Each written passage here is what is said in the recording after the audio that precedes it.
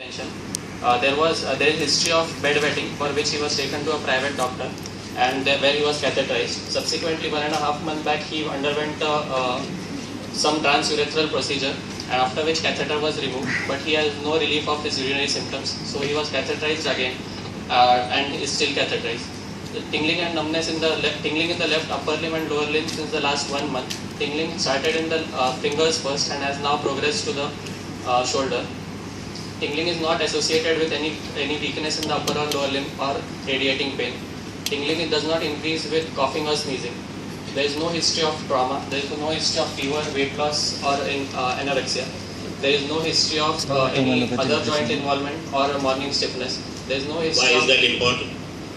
Other joint and morning stiffness. You are thinking in terms of rheumatoid, is it? Rheumatoid or ankylosing spondylitis. Ankylosing in this age. Then on family history, there are no similar complaints in the family. Past history, he has been operated for some transurethral procedure 1.5 months back. He is not a known diabetic or hypertensive. There is no history of COX or COX contact. Personal history, sleep and appetite are normal. Bowel function is normal. Bladder is catheterized. In general examination, patient is... Okay, wait. So history is over. So you all may be thinking, why didn't I stop him? Normally you stop him. It is because he is speaking very lucidly and confidently. So I had no point where I needed to stop him. If he stumbled, I would have stopped him. He didn't allow us to interfere in between. So I think it was a wonderful presentation which he did. This is the way you should have this sort of confidence. So this is good. Now a few things. What about, you said he has one-sided paresthesia. Right. So you need to say that paresthesia, tingling. Does he? What about the other side, like the left? You are saying right-sided. Left-sided. Left-sided. And the right side? No, he does not have any paresthesia. There is no history on the right side. Does he have any weakness? No, he does not give any history of... Does he have any difficulty in walking? No. Alteration of gait? No. Alteration of fine function of the hands? On history, he is not giving any complaints of difficulty in walking or doing any fine movements. So did you ask about the difficulty in fine function? Yes, I have asked him, but he says there is no problem. Fine. So this you should have mentioned in your history as a negative history or positive or negative history. So I'll tell you why. You are thinking, see, this is definitely not a urology case unless you come on the wrong day. And so this is going to be, this is not a hip or a pediatric case. This is definitely a spine case, right, at the end of the day. So you, in spine, what can it be? What can it be? Now considering that you have said upper limb, lower limb, you are looking at something in the cervical, right? So you need to talk about other positive or negative histories which will contribute towards that. So the opposite side is very important. Right now it's looking as if you're talking about a hemi. At the moment, the diagnosis is something in the brain which is not concerned exactly. with us. You are not able to. So you have to specifically mention about opposite side symptoms. Then probably you are coming back to cervical spine. So opposite as well as motor. The other thing is about the bladder. You need to have some slightly more clarity about the bladder, because what is it that he has? When you say incontinence, the incontinence can be various things. Is it that he is not able to appreciate a sensation of filling and then dribbles, which is to go into the details already, because since would be like a sensory paralytic bladder. Is it that his bladder keeps emptying by itself from time to time, which is an automatic bladder? Or is it that his bladder fills, he gets a lot of pain but he's unable to void, which is a motor paralytic bladder? So all of these three have different sort of things, and you need to be able to say which of this it is. He does not have bladder sensation and he can't void, and the bladder gets voided automatically after complete filling. For first he had... so overflow dribbling. So he's got motor and sensory paralytic bladder.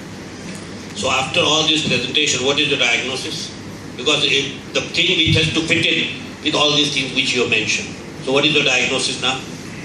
So on history, I am thinking of a cervical lesion which could be a compressive lesion.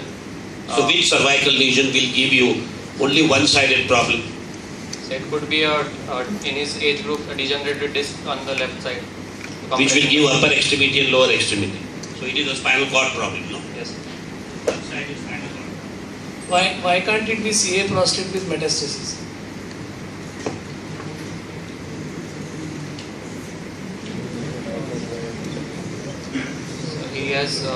He is not giving any history of any lumbar pain or which, and the CA prostate will first metastasize the lumbar area from the extensor plexus. Has he said any pain whatsoever? No, he does You have not said any pain. So his only symptoms are tingling, numbness on one side and back. So started with bladder, Yeah. tingling, numbness, no gait anomaly. So you are saying this is a cervical cord issue. Yes. Okay. So what sort of cervical cord? Is it compressive or non-compressive? It on his The jerk surface the just surface. only on one side. No bilateral. Exactly. So now you are coming that there is probably bilateral problem. When you started off the thing, you didn't talk about. What is it? You said the jerks are they are examination. On history, he is giving symptoms only of bladder and one-sided tingling. Hand and leg. So I would say this is a difficult case. I would say that this seems to be a case of neurogenic. So it's the difficult case, to be fair.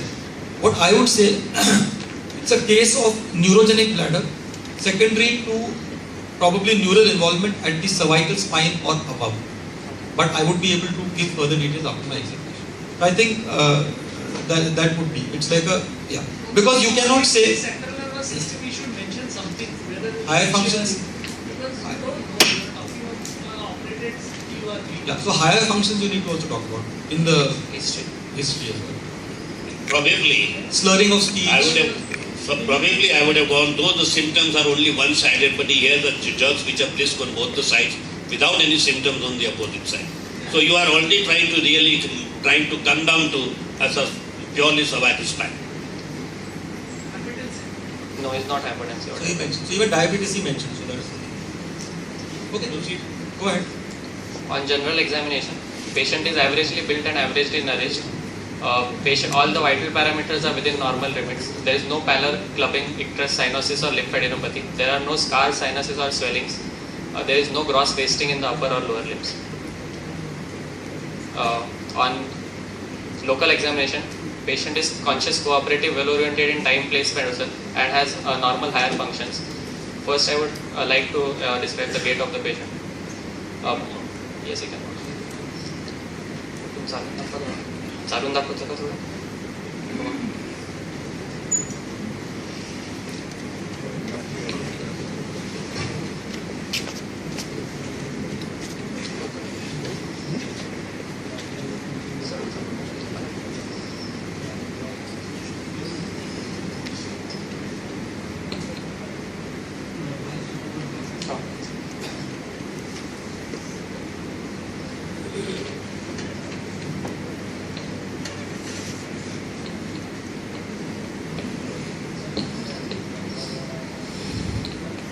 Can you describe the gait?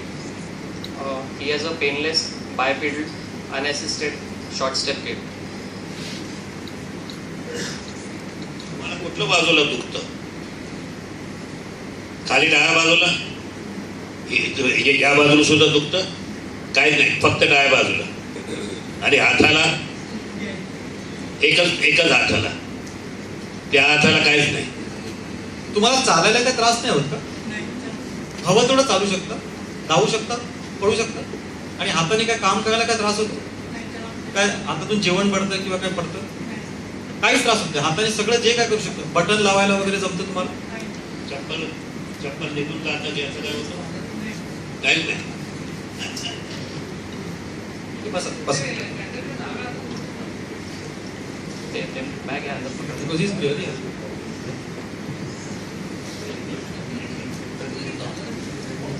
he's not coming up with it.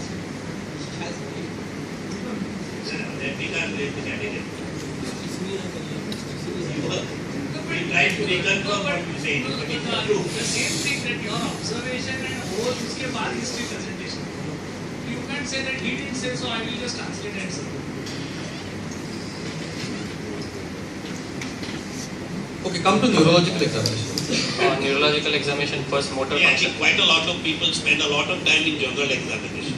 Even in a short case, in a long case, you have a limited time in which you have to finish the whole thing. So don't spend too much of time in general examination unless there is any specific point which you say, or a specific negative point which you say. Motor examination, first muscle bulk. Muscle bulk is bilaterally equal. There is no wasting. Tone. There is spasticity in all four limbs. Power is grade 5 in all upper and lower limbs. In coordination is normal, and there are no How have you measured the whisk? Sir, in lower limbs from ASI is 15 centimeters, in the mid muscle